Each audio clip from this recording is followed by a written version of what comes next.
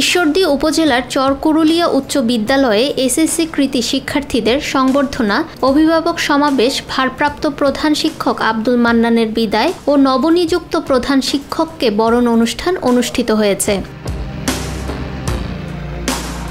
বিদ্যালয় প্রাঙ্গণে আয়োজিত এ অনুষ্ঠানে সভাপতি শিপন মিয়ার সভাপতিত্বে ও সিনিয়র সহকারী শিক্ষক মোহাম্মদ জহুরুল ইসলামের সঞ্চালনায় প্রধান অতিথি হিসেবে উপস্থিত ছিলেন বিএনপি চেয়ারপারসনের উপদেষ্টা ও পাবনা জেলা বিএনপির আহ্বায়ক হাবিবুর রহমান হাবিব।